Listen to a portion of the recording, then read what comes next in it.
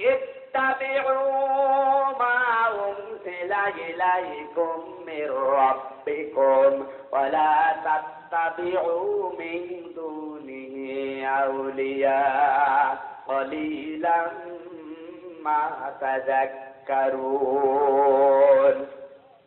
সূরা আরাফ 8 নম্বর পারা 10 নম্বর পৃষ্ঠা 3 নম্বর লাইনের প্রথম নম্বর রুকুর 2 নম্বর আয়াতটা তাফসীরে তাবারী থেকে বলছে।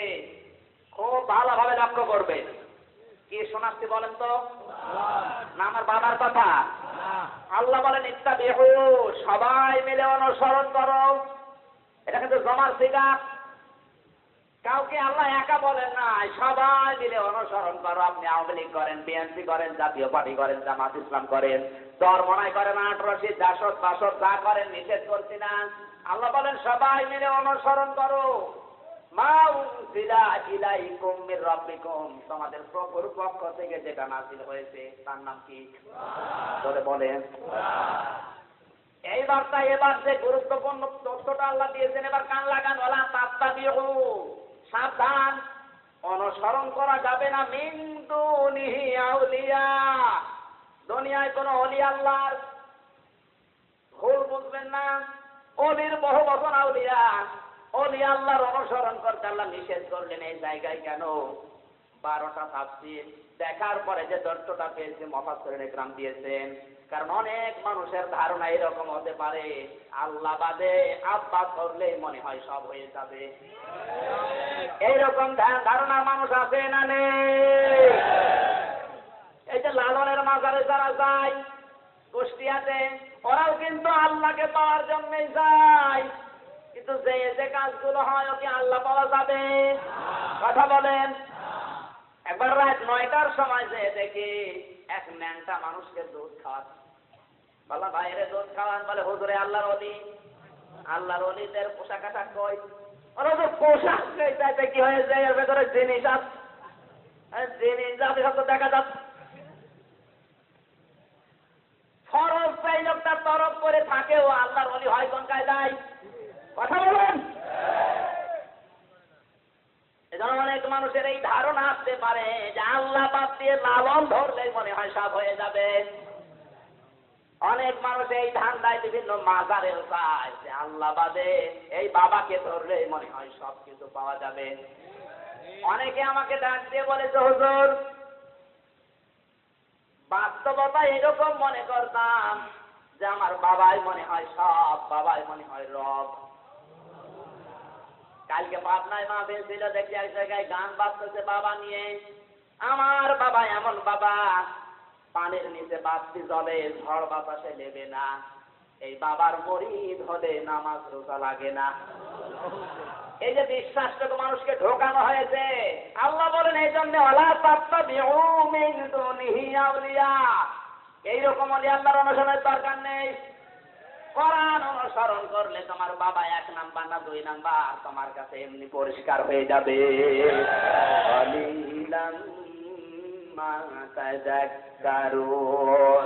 আল্লাহ বলেন কিন্তু আফসোস আমার ওয়াজ শোনার পরে অল্প কিছু মানুষ উপদেশ গ্রহণ করে, আর অধিকাংশ গুলোই উল্টো ধারণা করে। এদেশে উল্টো ধারণা করার মতো মানুষ আছে না নেই? আছে মানে আমরাই। কত বোঝানো হয়, কত কায়দা দিয়ে, কত মেশাল দিয়ে, কিন্তু মানুষ কিছু আছে বলবেন না আমার বাবাই ঠিক। আপনার বাবা ঠিক, আমিও মানি। কোরআনের সাথে মিলাবেন। আমি যে দল করি এটা যদি কোরআনের সাথে না মেলে, এ দল কি কোরআনের চাইতেও বড়? আমার শিক্ষা দেওয়ার বিষয় ছিল শুধু ভালোবাসা, মহব্বত না। রাসূলকে যদি কেউ অনুসরণ না করে, রাসূলের চাচার মতো আল্লাহ তাকে মাফ করবে না। এজন্য নাকি মহব্বত, ভালোবাসা এগুলো বাদ দেন, এখন থেকে অনুসরণ শুরু করে।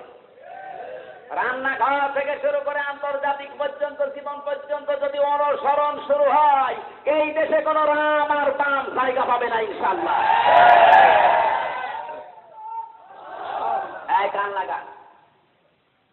আজকের আলোচনার বিষয়, আমার গবেষণায় যেটা ধরা পড়েছে, সারা বাংলাদেশের 58-59টা জেলা আমি করছি।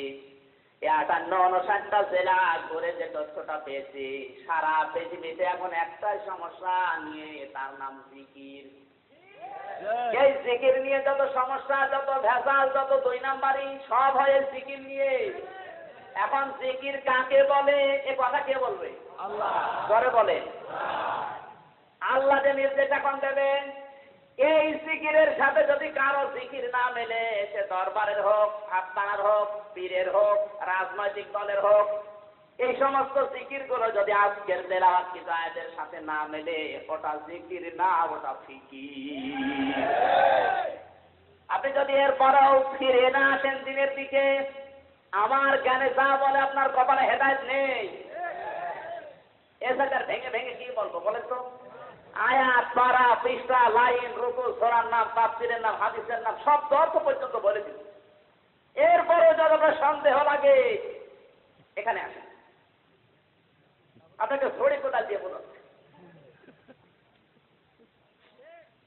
এত কষ্ট করে বলা হয় যে আয়াত, পারা, পৃষ্ঠা, লাইন, রুকু বলা কিন্তু কঠিন না। হাফেজ যারা আছে জিজ্ঞাসা করেন তো,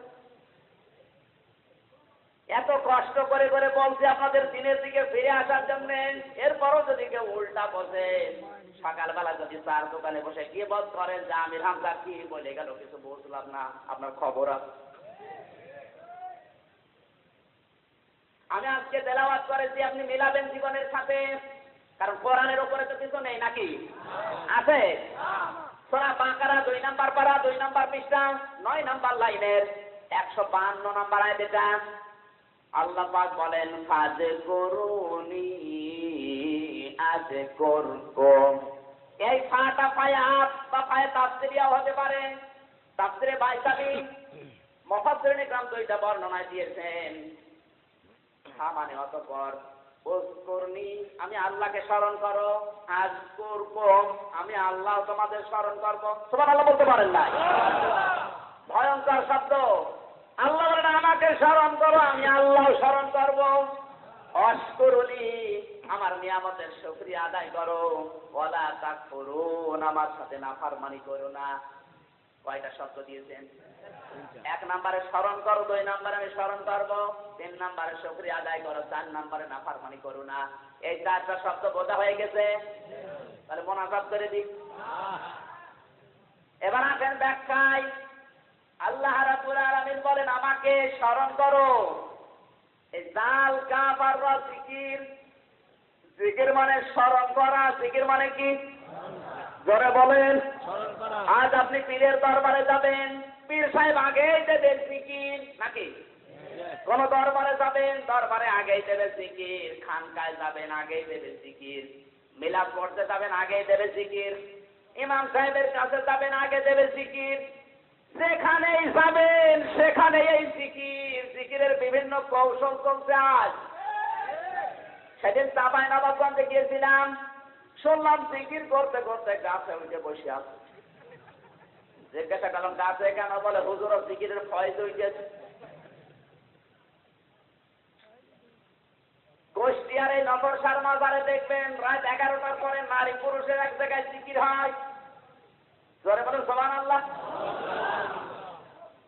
এই যে জিকিরের সিস্টেম গুলো চলছে, আসলে এটা জিকির কিনা কে বলবে? জোরে বলেন। ওরা কোরআন শরীফ গবেষণা করে আমি জিকিরের 5টা অর্থ পেয়েছি। কয়টা?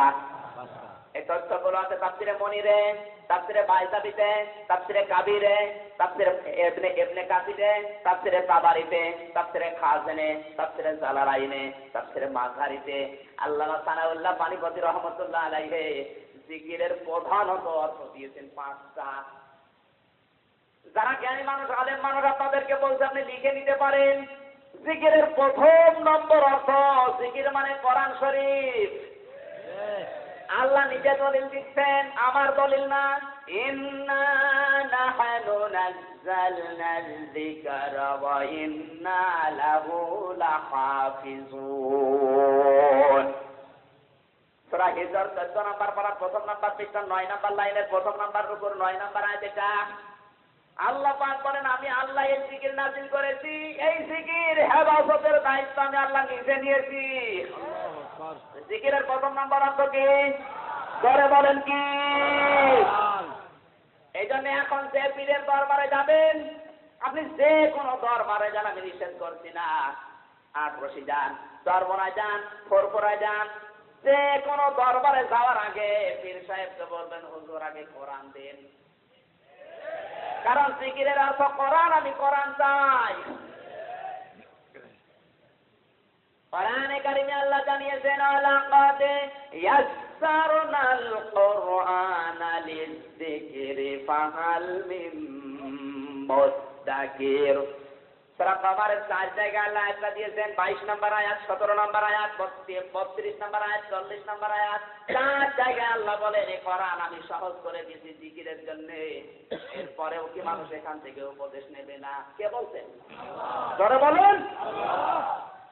আল্লাহর জিকির থেকে যদি আপনি উপদেশ নিতে না পারেন, আপনার জীবন ব্যর্থ।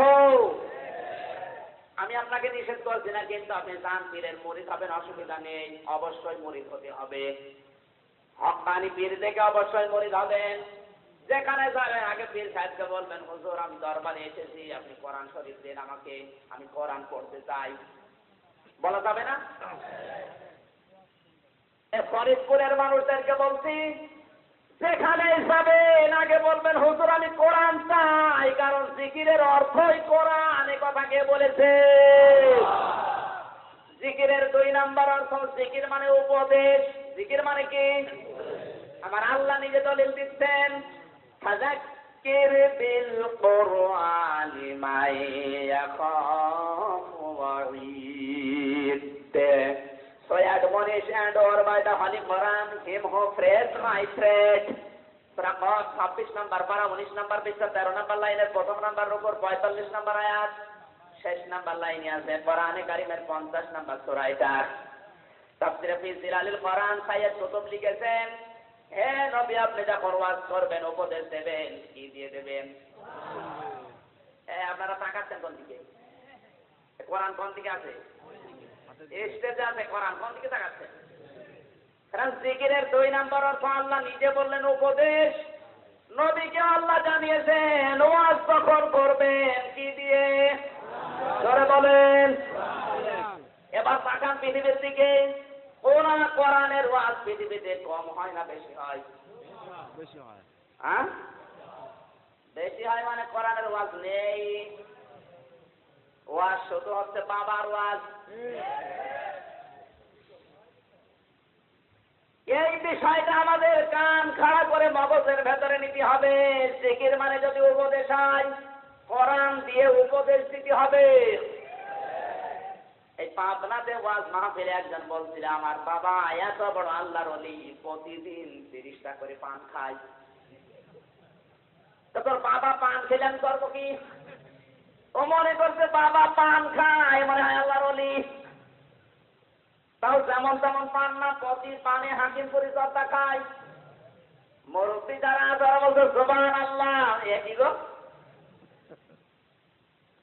হাকিম পরিচর্যায় যদি সুবহানাল্লাহ হয়, নাউযুবিল্লাহ কোন কথাই? মানুষের একটা কমন সেন্স থাকা দরকার। পীর সাহেব পান খায়, ও মনে করছে আল্লাহর ওলি। এই জন্য ফরিদপুরের মানুষদেরকে বলছি, কোন আলেম যদি এই ফরিদপুরে প্রবেশ করেন, তাফসীর মাহফিল হোক, ওয়াজ মাহফিল হোক, খানকা শরীফ হোক, দরবার হোক, মিলাদ হোক, যেখানেই হোক না কেন আগে বলবেন কোরআন হাতে নেন। কোরআন হাতে নিয়ে একটা শব্দের অর্থ 10-12টা করে বের করে আমাদের তাফসীর করে শোনান। ও বাবার কাহিনী শোনার জন্য আমরা আসি নাই। হ্যাঁ বলতে পারবেন না? কারা কারা পারবেন হাত তোলেন, লিল্লাহি তাকবীর।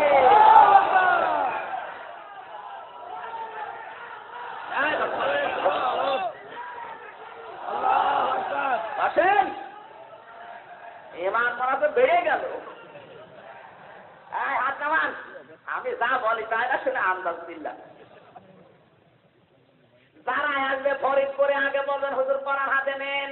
আপনার বাবার কাহিনী শোনার জন্য আমরা রাত থেকে বসে নেই। কারণ কোরআনের একটা আয়াত যদি আমি বলছি, আমল যদি নাও করি 500 রাকাত নামাজের সওয়াব হবে। আর যদি বাবার কাহিনী শুনে রাত পার করি, সওয়াব তো দূরের কথার গোনা হবে। যেহেতু so admonish and or by the Holy Quran, him who prays my threat দিয়েছেন আল্লাহ, ফেস মাই ফেস কাকে বলে ইংরেজি দ্বারা বলে জিজ্ঞাসা করেন। মাইয়া খাফ ওয়াহিদ দিয়েছেন, ধমক দিয়ে বলেছেন আল্লাহ। এই পৃথিবীতে যারা আল্লাহ ধমকের ভয় করে ওই মানুষগুলো কোরআনের ওয়াজ শুনবে, তাদের কাজ হবে।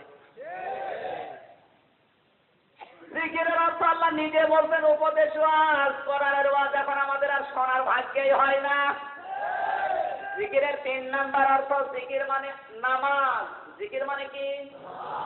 আল্লাহ পাক বলেন ইয়া আইয়ুহাল্লাযীনা আমানু ইযা নুদিয়া লিস-সালাতি মিন ইয়াউমিল জুমআতি ফাসআউ ইলা যিকরিল্লাহি ওয়া দারুল বায়' যালিকুম খায়রুল লাকুম ইন কুনতুম তা'লামুন। খুব গুরুত্বপূর্ণ বিধান। হাত লাগান, কান লাগান এদিকে। সূরা জুমআ 28 নাম্বার পারা 13 নাম্বার পৃষ্ঠা 3 নাম্বার লাইনের শেষ নাম্বার রুকুর 9 নাম্বার আয়াত এটা। তাফসীরে বাইজাবি মুফাসসির লিখেছেন, হে ঈমানদারেরা, যখন জুমার দিন আযান দেওয়া হয় দুনিয়ার সব কাজ কাম ফেলে দিয়ে জিকিরের দিকে দৌড়াও। এখানে জিকির মানে নামাজ। জিকির মানে কি? ধরে বলেন। জিকির মানে আল্লাহ নিজে বলছেন নামাজ। অথচ অনেক দরবার বাংলাদেশে আছে, আপনি দেখবেন যে দরবারে গেলে নামাজ পড়া লাগে না।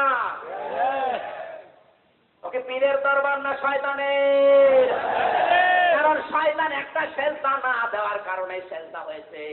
যেই পীরের মুরিদ দাবি করার পরেও সেজদা দেয় না, ওটা আর একটা শয়তান। মুসা আলাইহিস সালামের জামানায় একজন যুবতী মেয়ে এসে বলে, আল্লাহ তবে আমি জিনা করেছিলাম, আমার পেটে একটা সন্তান ছিল, ওটা ভূমিষ্ঠ হওয়ার পরে আছাড় দিয়ে মেরে ফেলেছি। আমার মতো গুনাহগার, আমার মতো নিকৃষ্ট কেউ আছে? মুসা নবী বললেন, না, তুমি সবচাইতে বড় নিকৃষ্ট। সঙ্গে সঙ্গে ফেরেশতা জিবরাইল এসে বলে, ইয়া মুসা, হে আল্লাহর নবী মুসা, এই মহিলার চাইতে নিকৃষ্ট মানুষ পৃথিবীতে আরো আছে। মুসা নবী আশ্চর্য হয়ে গেলেন, ডাক দিয়ে বললেন, ইয়া আখি জিবরাইল উনজুর, হে ভাই জিবরাইল এদিকে তাকান, কি বলছেন আপনি? এই মহিলার চাইতে নিকৃষ্ট মানুষ আবার কে? হযরত জিবরাইল বলেন, এই কথাটা জানার জন্য আল্লাহ আমাকে পাঠিয়েছেন। এই মহিলার চাইতে নিকৃষ্ট খারাপ মানুষ আল্লাহর কাছে তারা, যারা সুস্থ থাকার পরেও আমার আল্লাহকে সেজদা দেয় না। নামাজ না পড়া মানুষ হত্যা করার চাইতেও খারাপ কাজ, নামাজ না পড়া জিনা করার চাইতেও খারাপ কাজ। সুতরাং নামাজের দরকার আছে না নেই?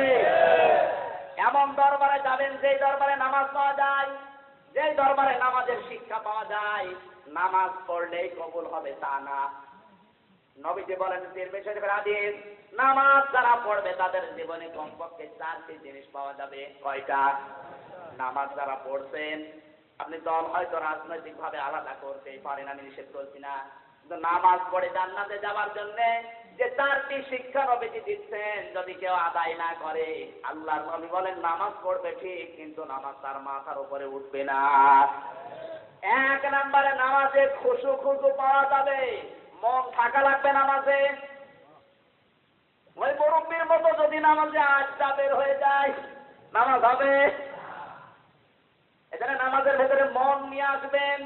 যখন দাঁড়াবেন মনে করবেন আমার সামনে আমার মহান আল্লাহর কুদরতি পা, উপরে আজরাইল ছাপা বেরিয়ে আছে, ডাইনে জান্নাত বামে জাহান্নাম আমার পায়ের নিচে ফুলসিরাত।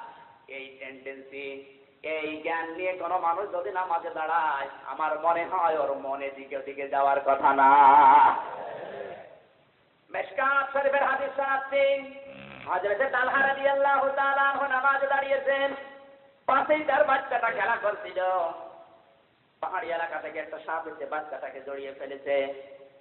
হযরত তালহার স্ত্রী আশপাশ থেকে মানুষজন ডাক দিয়ে সাপটাকে মেরে বাচ্চাটাকে বিপদমুক্ত করে বসে আছে। নামাজ শেষ করার পরে হযরত তালহা বলে, স্ত্রী এতগুলো মানুষ বাড়ির ভেতরে কি করে? হযরত তালহা বলে, স্বামী আমার, আপনি যখন নামাজে ছিলেন, পাহাড়ি এলাকা থেকে একটা সাপ এসে বাচ্চাটাকে জড়িয়ে ফেলেছিল, আমি আশপাশের মানুষজন ডাক দিয়ে সাপটা মেরে বাচ্চাটাকে বিপদমুক্ত করে বসে আছে। এতগুলো কাজ সব আপনার সম্মুখেই ঘটে গেল, আপনি একবারও টের পাননি। হযরত তালহা বলেন, স্ত্রী নামাজে যখন আমি দাঁড়িয়েছি, আমার আল্লাহর সাথে আমার কথা হচ্ছিল। আমি যখন বলেছি আলহামদুলিল্লাহি রাব্বিল আলামিন, সঙ্গে সঙ্গে আমার মাবুদ জবাব দিয়েছে সাদ্দাকতা ইয়া আব্দি, আমার বান্দা সত্য কথা বলছে। আমার স্ত্রী নামাজে দাঁড়িয়ে মন যদি এদিকে ওদিকে চলে যায়, ওই নামাজ আর নামাজ থাকে না। সাহাবায়ে কেরামের নামাজ আর আমাদের নামাজ আকাশ আর পাতাল, কথা বলেন ঠিক কিনা? তারা 2 রাকাত নামাজে রিজিকের ব্যবস্থা পর্যন্ত হয়ে গেছে, আর আমরা নামাজে দাঁড়ালে চুরি হয়ে যাচ্ছে। হচ্ছে না, নামাজ হচ্ছে না। আমি নামাজের বিষয়ে একটা বই লিখেছি, আমার গাড়িতে আছে। যত রকমের নামাজ দুনিয়ায় আছে, একেবারে মেসাক থেকে শুরু করে মোনাজাত পর্যন্ত যা লাগে, 104 পৃষ্ঠার একটা বই আছে গাড়িতে। আপনার মেয়ের জন্য, মায়ের জন্য, স্ত্রীর জন্য নিয়ে যাবে, কাজে লাগবে। কিরণমালা না দেখে ওইটা পড়লে অনেক কিছু জানতে পারবে, একেবারে মেসাক থেকে শুরু করে সব জানবে। যাওয়ার সময় গাড়িতে আছে, নিয়ে যাবে। নামাজ হচ্ছে না, অধিকাংশ নামাজ হচ্ছে না আমার ভাইরা। এই জন্য যে দরবারে যাবেন আগে দেখবেন নামাজ আছে কিনা, নামাজের ট্রেনিং আছে কিনা। 2 নম্বরে নামাজ কবুল হওয়ার শর্ত, আল্লাহর নবী বলেন নামাজে যখন দাঁড়াবে ইমাম হবে একজন। কয়জন? আসতে বলেন। একজন ইমাম নেওয়ার জন্য আমরা দেখি, এই যেখানে মসজিদ আছে না নেই, এই মসজিদের ইমাম নেওয়ার জন্য মাথা থেকে পা পর্যন্ত আমরা দেখে নেই ওর সব কিছু ঠিক আছে কিনা। এই পৃথিবীতে যেখানে আপনি রায় দেবেন, ভোট দেবেন, যাই দেবেন, আগে দেখবেন এই লোকটার চরিত্র ইমাম সাহেবের চাইতে ভালো কিনা। ইমাম সাহেবের চাইতে ভালো চরিত্রের মানুষ যদি আপনার নেতা হয়, ওর মনটা যদি উদার থাকে, পৃথিবীর জন্য না, নিজের জন্য না, জনগণের জন্য লোকটা ভাববে। খলিফাতুল মুসলিমিন হযরত ওমর জীবনীতে দেখলাম গভীর রজনীতে বের হলেন, কিছু দূর যাওয়ার পর দেখলেন কান্নার আওয়াজ আসতেছে। মরুভূমির ভেতরে খেজুর গাছের বাগানের ভেতরে কয়েকটা ছেলে মেয়ে কাঁদতেছে, পাশেই তার মা হাড়ির ভেতরে কয়েকটা পাথর দিয়ে নাড়াচাড়া করছে। হযরত ওমর বলে, মেয়ে, বাচ্চাদেরকে এত রাত পর্যন্ত খোদায় কষ্ট দিচ্ছ, খেতে দাও না কেন? মেয়েটা বলে, কে আপনি? আপনি আমাকে জালেম বলতে পারেন না, অবিবেচক বলতে পারেন না। আপনি তো জানেন না আমার অবস্থা কি। আমার স্বামী মারা গেছে যুদ্ধের ময়দানে, ছেলে মেয়েগুলো নিয়ে আমি যাচ্ছিলাম খলিফার দরবারে, প্রতিমধ্যে রাত হয়ে গেছে, এই জন্য বাগান তাবু টাঙিয়ে আশ্রয় নিচ্ছি, সকালবেলা যাব। কিন্তু ছেলেদের পেটে এত ক্ষুধা, এদের মন মানে না। এদের মনকে বুঝ দেওয়ার জন্য কয়েকটা পাথর মরুভূমি থেকে নিয়ে হাড়ির ভেতরে, পাতিলের ভেতরে নাড়াচাড়া করছি, আর বারবার বলি, এই তো গোশত হয়ে গেল। কিন্তু ছেলেদের মন মানে না, এই জন্য কাঁদতেছে। হযরত ওমর আশ্চর্য হয়ে গেলেন, একই অবস্থা। ডাক দিয়ে বলে, মা আপনি দাঁড়ান, আমি কোনো ব্যবস্থা করতে পারি কিনা দেখি।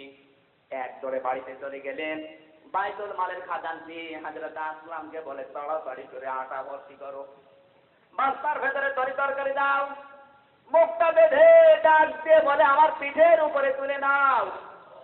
হযরত আসলাম বলে, হুজুর আমি তো আসি বোঝা বহন করার জন্য, আপনি কেন করবেন? হযরত ওমর বলে, যে দৃশ্য দেখে এসেছি, কিয়ামতে আমার বোঝা তুমি বহন করে দেবে না, জলদি করে আমার মাথায় তুলে দাও। আটার বস্তা মাথায় নিয়ে হযরত ওমর দৌড়াচ্ছে, পেছনে পেছনে হযরত আসলাম মরুভূমির ভেতরে খেজুর গাছের বাগানের নিচে ওই আটাগুলো তৈরি করলেন, রুটি। আটাগুলো তো তৈরি করছেন রুটি, ধোঁয়া লাগে চোখে, চোখ দিয়ে পানি বের হয়। হযরত ওমর বলে, আল্লাহ আমার চোখের পানি দিয়ে জাহান্নামের আগুন তুমি লিপিয়ে দাও। নিজে রুটি গোশত তৈরি করে খাওয়ালেন ছেলেগুলোকে, তারা হাসি দিচ্ছে মুখে। হযরত ওমর দৃশ্য দেখে ডাক দিয়ে বলে, আল্লাহ তুমি যে দায়িত্ব দিয়েছিলে হয়তো আমি সঠিকভাবে পালন করতে পারি নাই, এই জন্য কিয়ামতে তুমি আমার কাঠ গড়ায় দাঁড় করিও না। মেয়েটিকে ডাক দিয়ে বলে, মা আপনি নিজে খান। মেয়েটা চোখের পানি ফেলে বলে, কে বাবা তুমি? জানি না, আমার মন বলে এই দেশের খলিফা হযরত ওমর না হয়ে তুমি যদি হতে, তাহলে আমাদের ভাগ্য আরো ভালো হয়ে যেত। হযরত ওমর এবার নিঃশ্বাস ফেললেন, ডাক দিয়ে বলে, মা সকালবেলা আপনি খলিফার দরবারে যাবেন, দেখবেন ওখানে আমাকেও পাবেন। আমি একটু বেশি দেওয়ার চেষ্টা করবো আপনাকে। মেয়েটা যখন গেছে তাকিয়ে দেখে খারাপ পথের মতনতে রাতের বেলা যে লোকটা দৌড়াদৌড়ি করেছে ওই লোকটাই দাঁড়িয়ে ডাক দিয়ে বলে, খলিফাতুল মসজিদ আমাকে মাফ করে দেন। হযরত ওমর বলে, মা আমার কাছে মাফ চাবেন না, উল্টা করে মাফ তো আমারই চাওয়া দরকার। আমি দেশের দায়িত্বে আছি, আমার এরিয়ার ভেতরে আপনি না খেয়ে আছেন, আপনার প্রয়োজন হওয়ার আগে পূরণ করতে পারি না, এই জন্য আপনি আমারে মাফ করে দেন। এই জন্য নামাজ যারা পড়বে তারা দেখবে আমি তাকে ভোট দিচ্ছি লোকটা ইমাম সাহেবের চাইতেও চরিত্রবান কিনা। 3 নম্বরে নামাজের শিক্ষা, ইমাম যদি ভুল করে অবশ্যই ইমামের লোকমা দিতে হবে। ইমাম সাহেব নামাজে দাঁড়িয়ে বলেছে আলহামদুলিল্লাহি রাব্বিল আলামিন মালিকি ইয়াউমিদ্দিন, নামাজ হবে। পেছনে যে লোকটা কিছু জানে না, ও কিন্তু কিচ্ছু জানে না, তারপরেও বলবে হুজুর আপনার ভুল হচ্ছে। আর রহমানির রহিম এতটুকু শব্দ বাদ দেওয়ার কারণে পেছন থেকে যদি একটা মূর্খ মানুষের লোকমা দিতে পারে। বাংলাদেশের দায়িত্বে এখন আছে 1628 জন মানুষ। সমালোচনা করতে হবে গঠনমূলক, সংশোধন করার জন্য, হিংসাত্মক না। পৃথিবীতে এই 1628 জন মানুষ বাংলাদেশের এই দায়িত্ব নিয়ে এরাও যদি কোন রকমের ভুল করে ফেলে, নামাজি অন্তত যারা আছে, মুসলমানের রক্ত যার ভেতরে, অবশ্যই সে অন্যায়ের প্রতিবাদ করবে। যদি না করে ওর নামাজ আল্লাহ ফেরত দেবে। 4 নম্বরে নামাজ যারা পড়বে এই মানুষের খাবার থাকবে হালাল। আর তো সবই হালাল, বাবা শাহজালাল, মদের কাছে কুত্তা বিড়াল সব হালাল। কোরআন কি বলতে তাকান, 1000 বছর আগে কোরআন জানিয়েছে, ইয়া আইয়ুহাল্লাযীনা আমানু কুলু মিন তাইয়্যিবাতি মা রাযাকনাকুম ওয়াশকুরু লিল্লাহি ইন কুনতুম ইয়্যাহু তা'বুদুন। সূরা বাকারা প্রথম 2 নাম্বার পারা 4 নাম্বার পৃষ্ঠা 14 নাম্বার লাইনের 172 নাম্বার আয়াত। এটা তাফসীরে তাবারী থেকে বলছি। আল্লাহ পাক বলেন, ঈমানের দাবি যারা করো, যাদের নামের আগে মুসলমান নামের পরে হুসাইন হাসান লেখা আছে, তাদেরকে বলছি, যে মানুষগুলো মুসলমান দাবি করো, বাবা মা মুসলমান, এদেরকে বলছি, কুলু মিন তাইয়্যিবাতি মা রাযাকনাকুম, হালাল খাবার খাও। কি খাবার? আগে হালাল তৈরি করো। ওয়াশকুরু লিল্লাহ, এরপরে আমি আল্লাহর শুকরিয়া আদায় করো। ইন কুনতুম ইয়্যাহু তা'বুদুন, যদি আল্লাহর ইবাদত করতে রাজি থেকেই থাকো। এখানে কিন্তু আল্লাহ ইন দিয়েছেন, যারা গ্রামার পদ্ধতি জিজ্ঞাসা করেন, ইন শব্দটা 19টি অর্থে ব্যবহার হয়। এখানে আল্লাহ শর্ত সূচক শব্দ দিয়েছেন, যদি আল্লাহর ইবাদত করতে রাজি থেকেই থাকো, তাহলে এই 2টা বিধান মেনে নাও। আগে হালাল তৈরি করো, এরপরে আমি আল্লাহকে ডাকাডাকি করো। এই বিধান কার? আল্লাহ কিন্তু আগে বলতে পারতেন যে আগে আমাকে ডাকো, তারপরে হালাল খাও, বলেছেন? জোরে বলেন। আল্লাহ মনে হয় আমাদের সাথে কম বোঝে, নাউজুবিল্লাহ, কম বোঝে। আল্লাহ কেন সিরিয়াল দিলেন? কোন মানুষ যদি মাগরিবের সময় নামাজ পড়ে দেখে যে নামাজ শুরু হয়ে গেছে, লোকটা যদি মনে করে আল্লাহ আমার তো ওযু নেই, এখন যদি ওযু করতে যায় তো তাকবীরুল্লাহ পাবো না, দরকার নেই, ওযু পরে করে নেব, আগে নামাজ ধরি, হবে? ওযু ছাড়া যেমন আপনার নামাজ হচ্ছে না, ঠিক হালাল খাবার তৈরি না করলে যতই নামাজে ডাকাডাকি করেন মাথার উপরে উঠবে না। আহ্বান জানাচ্ছি, যেখানে যার কর্মজীবন আছে যতটুকুই, আপনি যদি মেথরও হন, ওইটা আপনার কর্মজীবন, ওখানে ঠিক থাকেন। কথা বলছেন? যে যেখানে আছেন ওই জায়গায় যদি লোকটা সঠিক থাকতে পারে, ওইটা আল্লাহর ওলি। আল্লাহর ওলি খোঁজার জন্য বড় বড় দরবারে যাওয়ার দরকার নেই।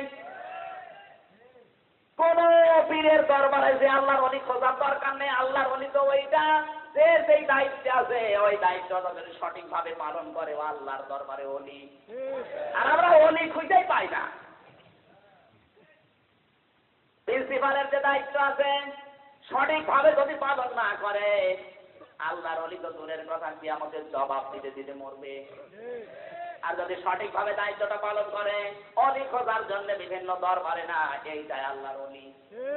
এই কথা বলে না কেন? তাহলে জিকিরের 3 নাম্বার অর্থ নামাজ। এই 4টি শর্ত পূরণ হলে নামাজ কবুল হয়ে যাবে। জোরে বলেন আলহামদুলিল্লাহ। জিকিরের 4র্থ নম্বর অর্থ আমার আল্লাহ বলেন জিকির মানে আইন, আল্লাহর বিধান। কান লাগাবেন, এখানে শিক্ষা। কোরআনে কারীম দলিল দিয়েছে, ওমান আ'রাদা আন যিকরি ফাইন্না লাহু মাঈশাতান দানকা ওয়া নাহশুরুহু ইয়াওমাল কিয়ামাতি আ'মা। সূরা তাহা 16 নম্বর পারা 19 নম্বর পৃষ্ঠা 13 নম্বর লাইনের 134 নম্বর আয়াত। এটা তাফসীরে তাবারী থেকে বলছি। আল্লাহ পাক বলেন, যে ব্যক্তি আমার জিকির থেকে, আমার আইন থেকে, আমার কানুন থেকে মুখ ফিরিয়ে নেবে, আমি আল্লাহ তার জীবনকে সংকীর্ণ করে দেব। দঙ্কার ব্যাখ্যায় হাজার হাজার কথা লেখা আছে। ও উপায় করবে ঠিক, কামাই করবে ঠিক, কিন্তু আয় উন্নতিতে কোনো বরকত থাকবে না।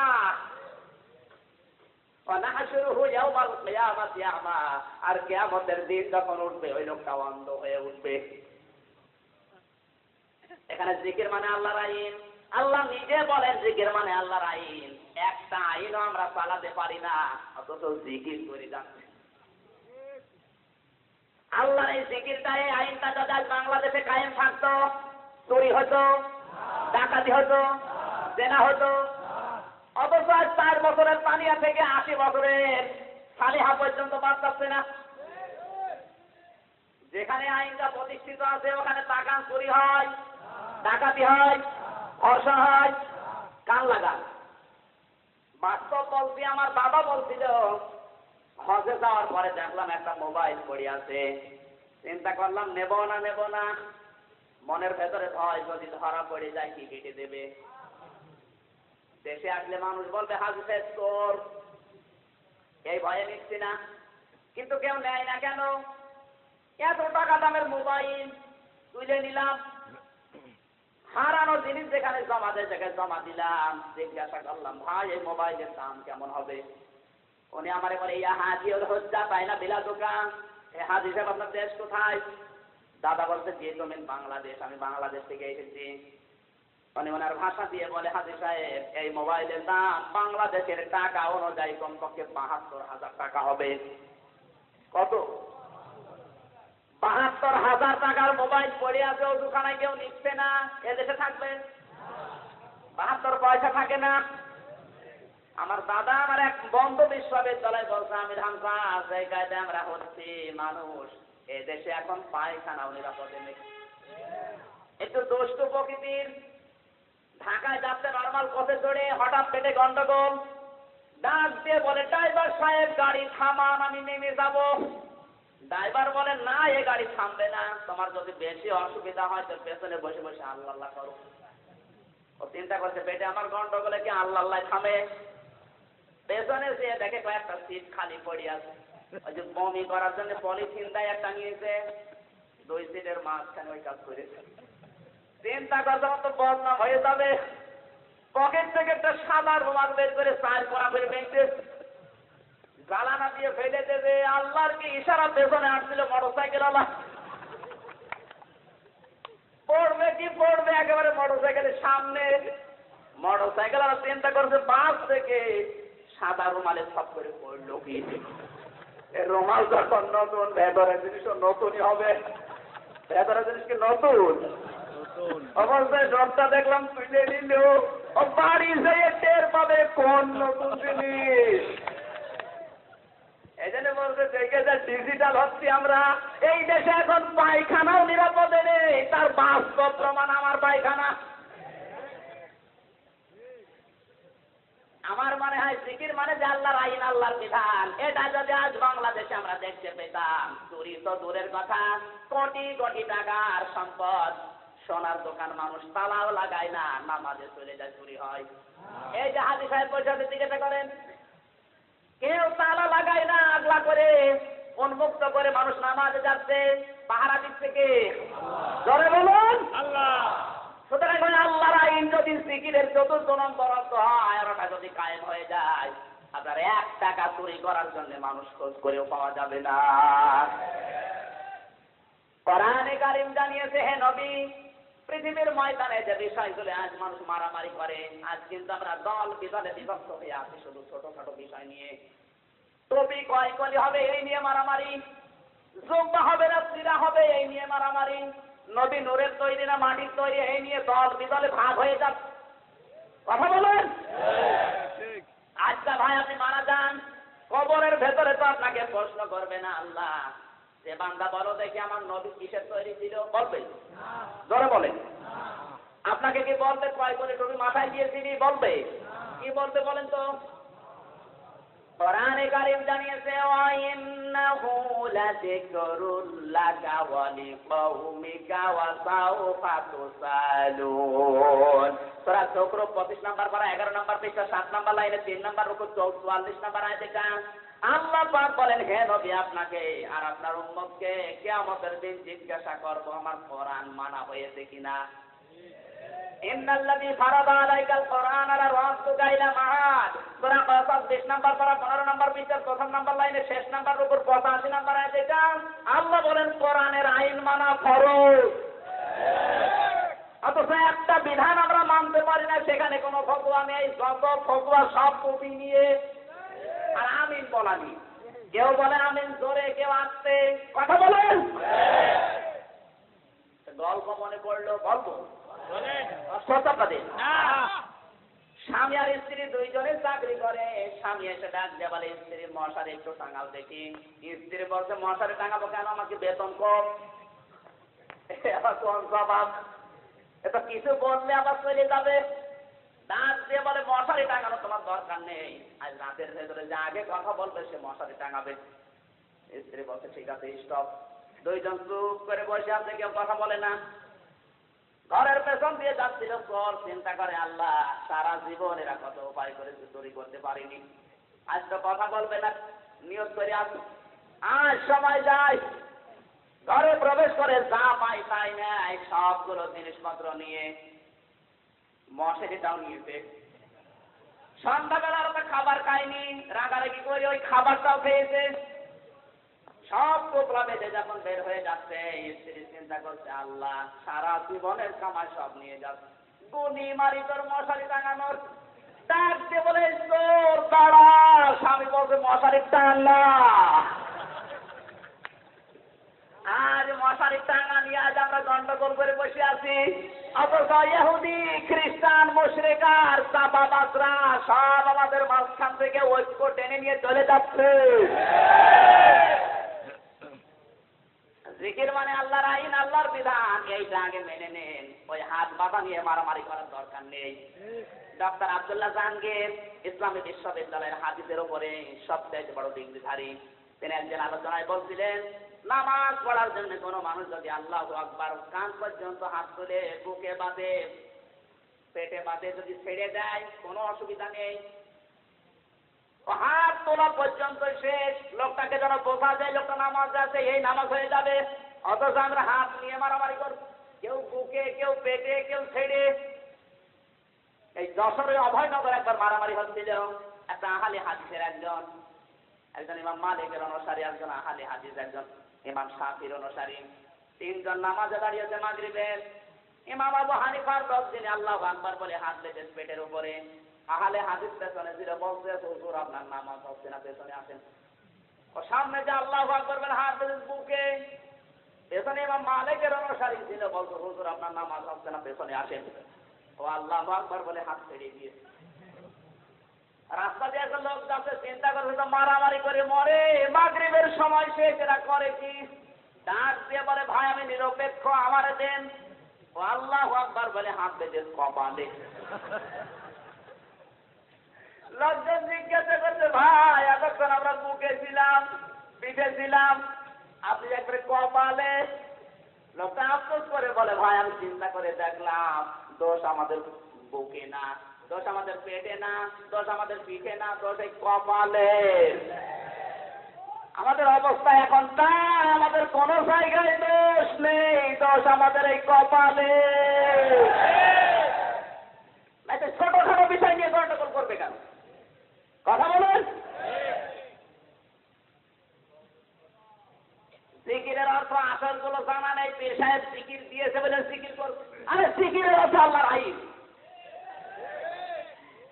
জিকিরের পঞ্চম নম্বর অর্থ, আমার আল্লাহ বলেন জিকির মানে স্মরণ। আজে করুনি আজে করুন, আমার জিকির করো, আমি আল্লাহ তোমাদের জিকির করব। জিকির মানে স্মরণ। জোরে বলেন সুবহানাল্লাহ। এখন এই জিকির করবেন কোথায়? কোরআনে কারীম দলিল দিয়েছে, আল্লাযীনা ইয়াযকুরুনাল্লাহা কিয়ামান ওয়া কুউদান ওয়া আলা জুনুবিহিম। সূরা আলে ইমরান 4 নম্বর পারা 14 নম্বর পৃষ্ঠা 9 নম্বর লাইনের 191 নম্বর আয়াত। এটা দাঁড়িয়ে বসে শুয়ে সব জায়গায় স্মরণ করবে কাকে? এর নাম স্মরণ, এর নাম জিকির। এতক্ষণ যে 5টা অর্থ বললাম কোরআন দিয়ে, আমরা যারা জিকির করছি বাংলাদেশে একটাও মিলান তো, একটাও মেলে? কিসের জিকির করো তুমি? এতক্ষণ তো বললাম কোরআন দিয়ে, এবার শোনেন হাদিসের জিকির কাকে বলে। কষ্ট হচ্ছে আপনাদের? না না না না না না,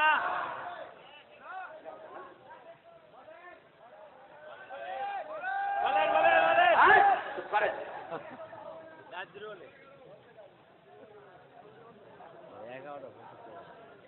তাহলে হাদিসের ব্যাখ্যা বললে 99টা অর্থ আছে হাদিসের জিকিরের, এতগুলো তো রাত কেটে যাবে। আচ্ছা হাদিস থাক, এবার বাস্তবতায় যাচ্ছি। জিকিরের হাদিসের এখন 5টা বললাম, এখনো 99টা বাকি আছে। এই 99টা বলতে গেলে প্রিন্সিপাল সাহেব 11টা পর্যন্ত সময় দিন, আর 15 মিনিট এর ভেতরে না হাদিসটা বার্তা। কালকে যিনি আছে হাদিসের ওপর ডক্টরেট করা, আমাদের ডক্টর মুফতি ফারুকি নজরুল ইসলাম গোপালগঞ্জের কৃতি সন্তান, উনি আসবে কালকে, ওনার কাছে শোনেন হাদিসের ব্যাখ্যা। আজকে আমি বাস্তবতা যেটা ওইটা বলছি। জিকিরের হাদিসের 99টা অর্থ পরে একটু জিকির করেন আগে। সুবহানাল্লাহ।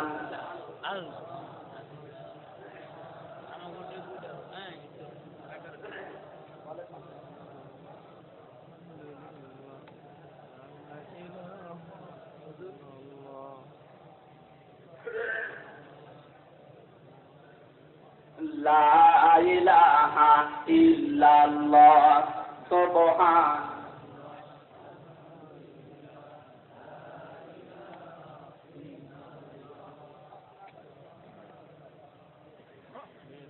লা ইলাহা ইল্লাল্লাহ মুহাম্মাদুর রাসূলুল্লাহ। আমার ভাইরা, হাদিসের বাস্তবতা অর্থ কাকে বলে? মসজিদের কোণা থেকে, খানকা শরীফ থেকে, মাদ্রাসার এই বারান্দা থেকে জিকিরটা একটু বাড়িতে নিয়ে যান। এখন যদি বলেন হুজুর বাড়িতে জিকির কি? বাড়িতে জিকির হচ্ছে স্ত্রীর সাথে উত্তম আচরণ করা। কথা বলেন না কেন? আল্লাহ বলেন ওয়াশিরুহুন্না বিল মারুফ, স্ত্রীর সাথে উত্তম আচরণ করা কার জিকির? এটা বাংলাদেশে কম না বেশি? নেই। বউ পিটানো উস্তাদ, জোরে বলেন। বাংলাদেশে বউ মারালো কম না বেশি? পেপার খুললেই পাওয়া যায় বউ মারতে মারতে মেরে ফেলেছে। জোরে বলেন সুবহানাল্লাহ। বাড়িতে স্ত্রীর সাথে ভালো ব্যবহার করা যেমন জিকির, মায়ের সাথে বাবার সাথে উত্তম আচরণ করা কার জিকির? জোরে বলেন। এই সমস্ত জিকির গুলো এখন আর হচ্ছে না। মা বাবা এত কষ্ট করে মানুষ করে, 18-20 বছর পর্যন্ত শ্রম দেয়, ওর আর কোনো গুরুত্ব থাকে না। যত গুরুত্ব এখন আপনার স্ত্রীর। কথা বলেন ঠিক কিনা? আমার ভাইরা, জিকিরের যে বাস্তবতায় পারিবারিক জীবনে যে জিকিরটা আমি দেখেছি, কোন মানুষ যদি মা বাবার সাথে সম্পর্ক খারাপ করে দুনিয়া আল্লাহর ওলি দাবি করে, কিয়ামতের ময়দানে সূরা আরাফের তাফসীরে আছে, আরাফ নামক একটা প্রাচীর আল্লাহ তৈরি করবেন। ওখানে আল্লাহ ওই সমস্ত মানুষদেরকে দাঁড় করিয়ে দেবেন যে মানুষগুলো পিতা মাতার সাথে সম্পর্ক খারাপ ছিল কিন্তু এমনিতেই ভালো ছিল। নবীজি বলেন আল্লাহ এদেরকে জান্নাতও দিচ্ছে না, জাহান্নামও দেবে না। সাহাবায়ে কেরাম প্রশ্ন করেন, হে নবী, এই মানুষগুলোকে আল্লাহ জান্নাতে দিচ্ছে না, জাহান্নামে দেবে না কেন? আল্লাহর নবী বলেন, মানুষগুলো ইসলামী আন্দোলন করেছেন, ইসলামকে প্রতিষ্ঠা করার জন্য এরা বুকের তাজা রক্ত দিয়েছে, এই জন্যই মানুষগুলোকে আল্লাহ জাহান্নামে দিচ্ছে না। কিন্তু জান্নাতে দেবে না কেন? আল্লাহর নবী বলেন, এই মানুষগুলো দুনিয়াতে ভালো ছিল ঠিক, কিন্তু মা বাবার সাথে সম্পর্ক খারাপ ছিল। আজ অনেক মানুষ দেখি পাগড়ি মাথায় দিয়ে, জুব্বা গায়ে দিয়ে, মনে হয় আল্লাহর ওলি, কিন্তু মা বাবার সাথে কথা বলে না। কথা বলছে না কেন? কোরআনে যত রকমের আয়াত দেখবেন, সবচাইতে বেশি আল্লাহ নাযিল করেছেন মা বাবার পক্ষে। এত বিস্তারিত ব্যাখ্যা দুনিয়ার কোন মানুষের ব্যাপারে আল্লাহ দেয়নি। কারণ আল্লাহ নিজে জানেন যে আমি বান্দা তৈরি করেছি, আমার পরে সবচাইতে বেশি কষ্ট স্বীকার করেছে ওর মা আর ওর বাবা। লাকাদ খালাকনাল ইনসানা ফি কাবাদ। এই কাবাদের ব্যাখ্যা দেখেন, কষ্টের পরে কষ্ট সহ্য করে তোমার মা তোমাকে দুনিয়ার মুখ দেখিয়েছে। কথা বলেন ঠিক কিনা? সুতরাং পারিবারিক জীবনে মায়ের সাথে বাবার সাথে ভালো ব্যবহার করায় কার জিকির? কোরআনে 3টা আয়াত 3টা বিষয়কে রিলেটেড অবস্থায় নাযিল হয়েছে। একটা নাম্বার আয়াত হচ্ছে মা বাবার সম্পর্কে, যেখানে আল্লাহ নিজের শুকরিয়া আদায়ের কথা বলেছেন, সঙ্গে সঙ্গে দিয়েছেন মা বাবার কথা। আনিশকুরলি ওয়ালিদাইকা, আমার শুকরিয়া আদায় করো আর মা বাবার কৃতজ্ঞ হও। জোরে বলেন সুবহানাল্লাহ। আল্লাহর বিধান মানে মা বাবার সাথে খারাপ সম্পর্ক, আল্লাহ বলো না যেন আমাকেও মানে না। আর যেখানে দেখবেন আল্লাহ আতিউল্লাহ দিয়েছেন, সঙ্গে সঙ্গে দিয়েছেন আতিউর রাসূল। আল্লাহর ইতাআত করে রাসূলের আদর্শ মানে না, আল্লাহ বলেন যেন আমাকেও মানে না। জোরে বলেন নাউযুবিল্লাহ। 3 নম্বরে কোরআনের আয়াত আকিমুস সালাতা ওয়া আতুজ যাকাত, যেখানে নামাজ কায়েমের কথা সেখানে দেখবেন যাকাত আদায়ের কথা। কেউ যদি নামাজ আদায় করে কিন্তু যাকাত দেয় না, আল্লাহ বলেন যেন নামাজ না পড়ারই নামান্তর। করে বলেন নাউযুবিল্লাহ। এজন্য পারিবারিক জীবনে পিতামাতার সাথে ভালো ব্যবহার করা কার জিকির? এই জিকিরটা এবার নিয়ে যান সামাজিক জীবনে। সামাজিক জীবনে জিকির কাকে বলে? হযরত আব্দুল্লাহ বিন মুবারক রাহমাতুল্লাহ আলাইহি এত বড় একজন আলেম ছিলেন, তার নাম জানে না এমন কোন আলেম পৃথিবীতে নেই। তিনি হজে যাওয়ার জন্য টাকা পয়সা গোছালেন, হজে যাবেন, এই গান লাগান, বের হবেন, হঠাৎ তাকিয়ে দেখে তার ছেলেটা কাঁদতেছে। ডাক দিয়ে বলে, বাবা তুমি কাঁদো কেন? ছেলেটা বলে, আব্বা জান আমি কাঁদি এই জন্য ওই পাড়ায় গিয়েছিলাম, গিয়ে দেখি ওরা গোশত রান্না করেছে, আমি চাইলাম আমারে দিল না, ঘাড়ে ধাক্কা দিয়ে তাড়িয়ে দিল, আমার মনে দুঃখ লেগেছে এই জন্য কাঁদতেছি। হযরত আব্দুল্লাহ বিন মুবারক সন্তানের কান্না থামানোর জন্য নিয়ে গেলেন ওই বাড়িতে। বাড়ির বাইরে দাঁড়িয়ে সালাম দিলেন, আসসালামু আলাইকুম ইয়া আহলাল বাইত। বাড়ির মালিক বেরিয়ে এসেছে। ডাক দিয়ে বলে, হুজুর আপনি এত বড় আলেম, আমার বাড়ির সামনে আসেন, ভেতরে কি খেদমত করব আপনার? হযরত মুবারক বলে, বন্ধু বাড়ির ভেতরে প্রবেশ করার সময় আমার হাতে নেই, আমি ব্যস্ত মানুষ, হজে যাচ্ছিলাম, আমার এই সন্তানটা কাঁদছিল, ওর কান্না থামানোর জন্য আমি এসেছি। আমাদের বাড়িতে কি গোশত রান্না হয়েছে? বলে হ্যাঁ। আমার এই ছেলেটা এসেছিল? বলে হ্যাঁ। চাইছিল? বলে হ্যাঁ। তাও নাই কেন? কথা বলে না। চোখের পানি ফেলে দিয়ে বলে, হুজুর দুঃখের কথা বলবো কি, আজ 3 দিন পর্যন্ত আমার বাড়িতে চুলায় কোনো আগুনই চলে না। আমি ময়দানে গিয়েছিলাম কাজের সন্ধানে, কিন্তু কাজ পাইনি। প্রতিমধ্যে আসার সময় দেখি একটা মরা গরু পড়ে আছে। আশপাশে লোক দেখতে না পেয়ে চামড়া ছিলে ওখান থেকে কিছু গোশত নিয়ে এসেছি। পরিবারস্থ লোকদের জীবন বাঁচানোর তাগিদ আমি খাচ্ছিলাম, হঠাৎ আপনার এই ছেলেটা হাজির। হুজুর আপনি তো ধনী মানুষ, সাহেবে মাল, যাকাত ফিতরার মালই খান না, মরা গরুর মাংস খাবেন? মরা গরুর মাংস যদি আপনার ছেলেকে না দিয়ে ভুল করে থাকি, মেহেরবানি করে আমারে মাফ করে দেন। হযরত মুবারক কেঁদে ফেললেন। ডাক দিয়ে বলে, আল্লাহর বান্দা এত কষ্টে আছেন, আমার এলাকায় বসবাস করে আমি খোঁজ নিতে পারি নাই। বাড়ি চলে গেলেন, যে টাকাগুলো হজের জন্য গুছিয়েছিলেন সব নিয়ে আসলেন।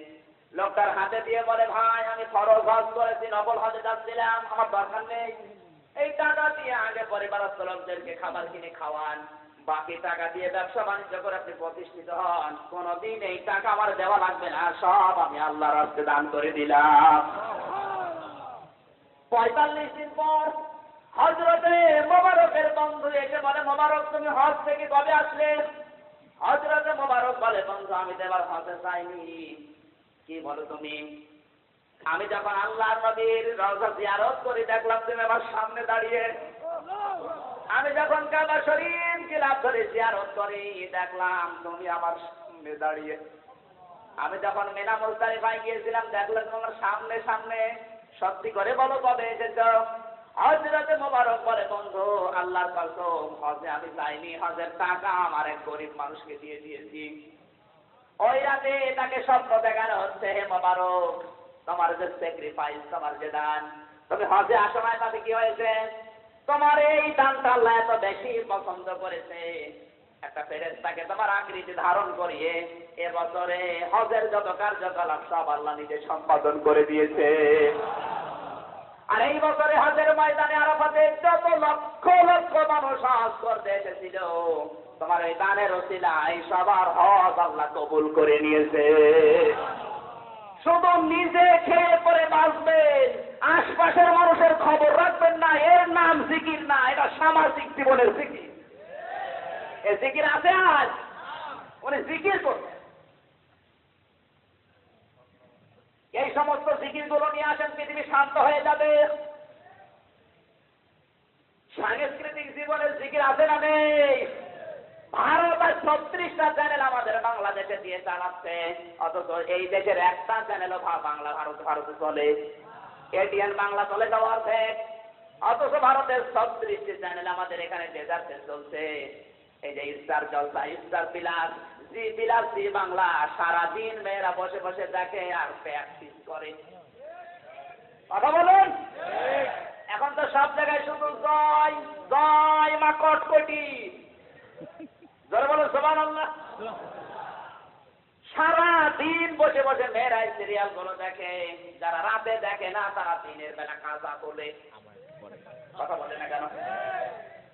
আমার মনে হয় এই 43 বছরে বাংলাদেশ যেটা করতে পারে না, ভারত এই 5 বছরে স্টার জলসা দিয়ে তার চাইতে বেশি এগিয়ে গেছে। সিরিয়াল কি গো, বোঝে না, কে বোঝে না? চোখের তারা তুমি আসবে বলে তোমায় আমায় দিলে জল নপুর কিরণ মালা। মনে কাছে হুজুর কিছু জানে না, হুজুর ভার্সিটির মাল, সব খবর হুজুরের কাছে আছে। সারাদিন বসে বসে সিরিয়াল গুলো মেনটেন করছে। ওর পেটে আল্লাহ কোনদিন ভালো সন্তান দেবে? সন্তান যদি আল্লাহ দেয়, মাইকেল জ্যাকসন হয়ে আসবে। অনেকে বলে হুজুর দোয়া করেন ছেলে যেন আব্দুল কাদের জেলানি হয়। ওরে শয়তান, আব্দুল কাদের জেলানি তোর পেটে এমনি হবে? আব্দুল কাদের জেলানির মায়ের পেট দেখ কত হেফাজতে ছিল, আর তোমার স্ত্রীর পেট তো সারা দেশের লোকের দেখা শেষ। কথা বলেন না কেন? নবীজি বলেছেন এই চোখ কিন্তু মারাত্মক। চোখ যখন আপনি তাকাচ্ছেন, এই দৃষ্টিটা শয়তান তীর হিসাবে ব্যবহার করে। অনেকে বলে হুজুর আমি ভালো নজরে তাকাই, তোমার নজর কত ভালো। হযরতে আব্দুল কাদের জিলানী যে মায়ের পেটে এসেছিল, তাকান ওই মায়ের দিকে। মা বোন যারা এসেছেন কান লাগান, আপনাদের জীবনের জন্য বলছি। আজ আপনাদের পরিবেশ, পরিবার, দেহগুলো নষ্ট হওয়ার কারণে এই পৃথিবীতে আর ভালো ভালো সন্তান আল্লাহ দিচ্ছে না। কথা বলেন না কেন? আব্দুল কাদের জিলানী মাকে একদিন বলে, মা সত্যি করে বলো তুমি আমার পেটে রাখা অবস্থায় কোনো হারাম কাজ করেছিলে? মা বলে, বাবা এত বড় কথা বললি? ছেলে বলে, আম্মা আমি বলতাম না, কারণ আমি যা লেখাপড়া করি আমার মনে থাকে না, আমার মনে হয় তুমি আমার পেটে নিয়ে কোনো হারাম কাজ করেছিলে। মা বলে, বাবা আমার মনে নেই, যে একটা কথা আমার মনে আছে, আমার পেটে যখন তোর বয়স 9 মাস, আমি গিয়েছিলাম তোর নানির বাড়িতে বেড়াতে। ওঠানের ওপরে আচার ছিল, নাড়ি বিয়াটা খেয়ে ফেলেছিলাম। পরবর্তীতে জানলাম এটা তোর আপন নানির না, পাশের বাড়ির একজনের। ও বাবা আব্দুল কাদের, মানুষের জিনিস আমি না বলে খেয়েছি সন্তান পেটে রাখা অবস্থায়। আমার মনে হয় ওই প্রভাব তোর মেধার উপরে পড়েছে, এই কারণেই তোর লেখাপড়া মনে থাকে না। সন্তান পেটে নিয়ে মানুষের জিনিস না বলে খাওয়ার কারণে ওই প্রভাব যদি সন্তানের মেধার উপরে পড়ে, আমাদের যারা পেটে নেয় ওরা কত কিছু না বলে খেয়ে হজম করে ফেলবে। ছেলে আব্দুল কাদের এমনি হবে। এরপরও আব্দুল কাদেরকে নিয়ে গেছে মাদ্রাসায়, 7 বছর বয়স। উস্তাদ বলে, বাবা বলো আলিফ। হযরত আব্দুল কাদের বলে, হুজুর আলিফের মানে কি? উস্তাদ বলে, আবার কেমন ছাত্র, আলিফের মানে আমি তো জিনিসই জানি না। বলে, হুজুর যে জিনিসের মানে হয় না ও জিনিস আমি পড়ি না। কারণ পড়ার তো একটা উদ্দেশ্য আছে। আপনি আন্দাজে খালি বলাবেন, অন্য পড়া না। পড়ার উদ্দেশ্য 4টা। 1 নম্বরে সহি শুদ্ধকে পড়তে হবে, 2 নম্বরে বুঝতে হবে, 3 নম্বরে আমল করতে হবে, 4 নম্বরে মানুষের কাছে পৌঁছানোর নিয়ত থাকতে হবে। এর অর্থ যদি না থাকে ও খাতা আমি পড়বো না। ওস্তাদ বলে, তুমি জানো আলিফের মানে? বলে, জানি। বলো দেখি। তিনি আলিফ লাম মিম দিয়ে শুরু করলেন, আল্লাহর পরিচয় তুলে ধরলেন, আল্লাহু লা ইলাহা ইল্লা হুয়াল হাইয়ুল কাইয়্যুম। তেলাওয়াত করতে করতে 18 পারা পর্যন্ত তেলাওয়াত করেছেন, উস্তাদ বেহুশ হয়ে গেছে। জ্ঞান ফেরার পরে বলে, মা আপনার এই সন্তান মনে হয় কোনো জায়গায় ভর্তি করিয়েছিলেন, এখন নিয়ে এসেছেন আমার কাছে পরীক্ষা করার জন্য। মা বলে, না এই প্রথম নিয়ে আসলাম। উস্তাদ বলে, মা আপনার সন্তানের ভাগ্য ভালো, 18 পারা পর্যন্ত মুখস্থ আছে। মা আমার কান্না আরম্ভ করলেন, ডাক দিয়ে বলে, আপনি কাঁদেন কেন? আপনার তো খুশির বিষয়। মা বলে, হুজুর আমি কাঁদি এই জন্যে, আমি কোরআনের হাফেজা। এই সন্তান যখন আমার পেটে ছিল প্রতিনিয়ত আমি আল্লাহর কোরআন পড়তাম। আমি ঘর ঝাড়ু দিয়েছি আমার মুখে আল্লাহর কোরআন, আমি ওঠান ঝাড়ু দিয়েছি আমার মুখে আল্লাহর কোরআন, আমি থালা বাসন মেজেছি আমার মুখে আল্লাহর কোরআন। এই সন্তানটা জন্ম হওয়ার পরে ওকে পাশে বসিয়ে রেখে ফজরের নামাজ আদায় করে আমি তেলাওয়াত করতাম। আমার এই আব্দুল কাদের আমার দিকে তাকিয়ে আমার মুখের সাথে মুখ মিলাতো। আমার আফসোস লাগে এই জন্য, আমি যদি আর একটু কষ্ট করে 30 পারা পড়তাম, আমার এই ছোট্ট সন্তান এতটুকু বয়সে এই 30 পারা কোরআনের হাফেজ হয়ে যেত। আব্দুল কাদের জিলানী এমনি হয়। এটা সাংস্কৃতিক জীবনের জিকির। এই সমস্ত জিকির আমাদের দেশে নেই, আমাদের দেশে শুধু উল্টো পাল্টা জিকির। এখানে জিকিরের যে অর্থ বলো, 99টা অর্থ বলতে পারলে খুব ভালো বোঝা যেত। জিকির আমাদের হচ্ছে না। সন্তান জন্ম হওয়ার পরে এমন নাম রেখেছে, শয়তান পর্যন্ত আশ্চর্য হয়েছে, এবার কি যারা টাকা নাম। ছেলের নাম রেখেছে ডেঞ্জার। ডেঞ্জার মানে ভয়ঙ্কর, বিপজ্জনক। ও তো বড় হয়ে এমনি ভয়ঙ্কর হবে, কথা বলে ঠিক কিনা? আপনি ছেলেকে যা আদব কায়দা শিক্ষা দেবেন, যা শেখাবেন, ওটা কিন্তু বড় হয়ে প্রতিফলন ঘটাবে। এখানে যেগুলো আদবওয়ালা মানুষ দেখবেন, সে যেখানেই থাক বলবেন ওর মা বাবা আদবওয়ালা। আর যেগুলো বিয়াদব, ওর মা বাবাও বিয়াদব। এক মা তার ছেলেকে নিয়ে যাচ্ছে নানির বাড়িতে।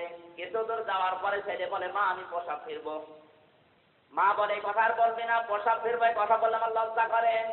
কি বলবো তাহলে? বলবি তুই যখন প্রসাব আসবে বলবে আমি গান শোনাবো। যেই প্রসাব আসে বলে, মা আমি গান শোনাবো, ব্যান খুলে যায়, প্রসাব করে নিয়ে যায়।